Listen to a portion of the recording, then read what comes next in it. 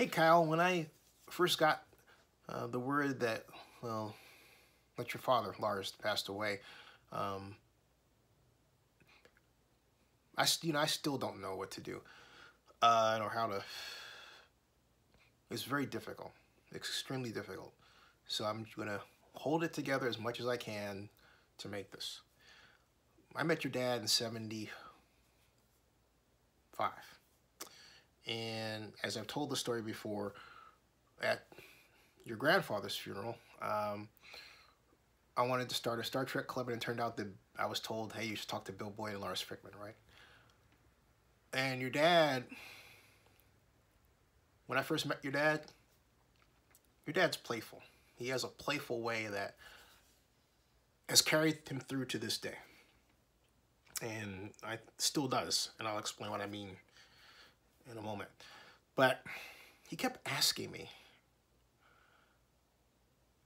because I said, you know, his name is Lars, right? He says, do you know Owen Lars? And I thought Owen Lars was someone related to him. And when you are, or at least the 14-year-old version of me didn't want to admit he didn't know anything, which is kind of like the 55-year-old version of me, right? But I said, oh yeah, I know who he is. And he would keep up with this Owen Lars sort of thing. And it became a game. For me, a rather annoying one. It's like I really had no idea who Owen Lars was. This went on for quite a while, the better part of the first year that we knew each other. Until I finally discovered that Owen Lars was a character. And I discovered it in a very sideways way because your dad turned me on to a book called Star Wars. That's right, Star Wars. And when I read Star Wars, Owen Lars, the man who was the caretaker of Luke Skywalker, was listed prominently. That was your dad, okay? Your dad was very playful intellectually that way.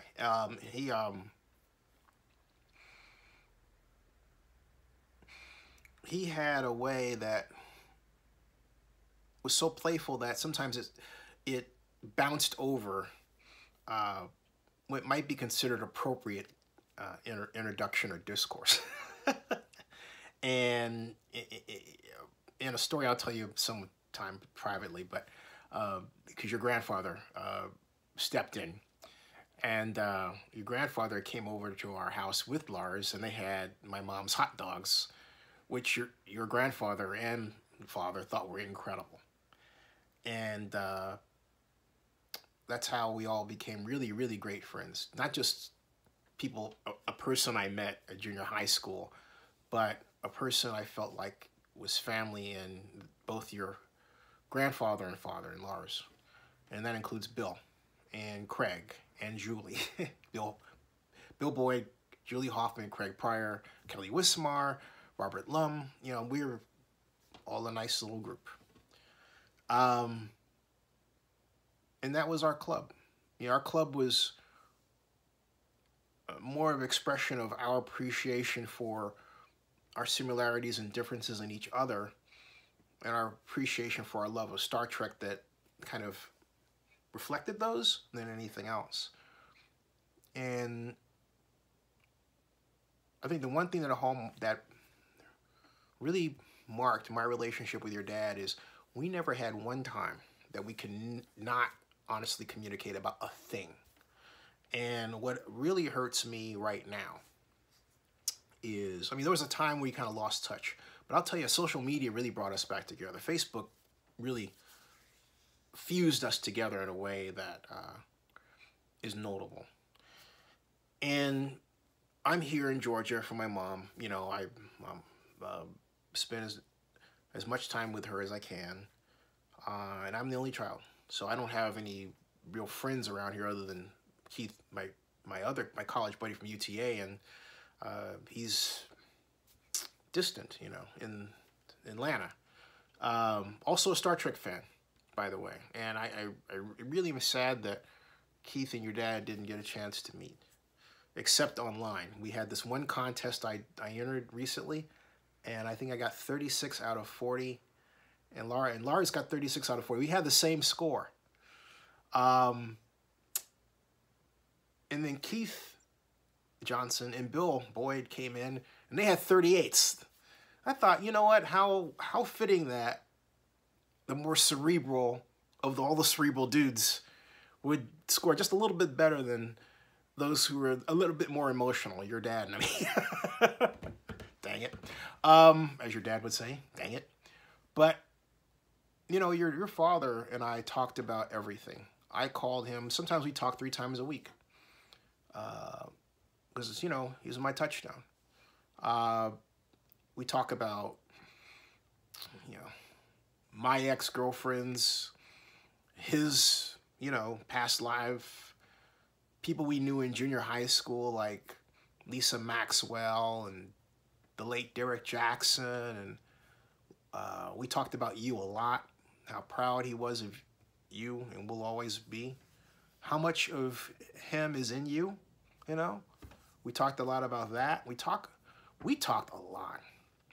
I mean, calling Lars was like drinking water. That's how much of a loss this is for me personally. It cuts really massively deep. Because the one thing that anybody wants in this life is to be understood by someone. And again, this goes back to your father and I and our ability to communicate and talk with each other. Because I would post something on Facebook and he would call in. He would get upset. He would call me. First he would put something on Facebook, right? And then I would say, well, just call. So he called me. Why do you have to be so racial all the time? I said, I'm not being racial. I have a point. And he got it. And it turned out, like, for example, that at Skyline, the folks that he knew who were black, separate from me, were 100% different. And it was a different culture, okay? And for me, I mean, I was basically a square, okay? And they were entirely different. They were not people who are my friends. And I would say, you hung around with that guy? I stayed away from that guy, right? But it took us talking to realize that at the time.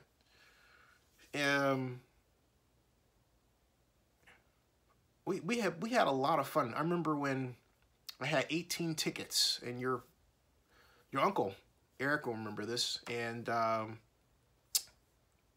your grandma, to Raiders box, luxury box, Broncos Raiders, and they all came. We had a fantastic time. Kristen met us for dinner later at Jack London Square. We had a fantastic time. It was something else. It really was.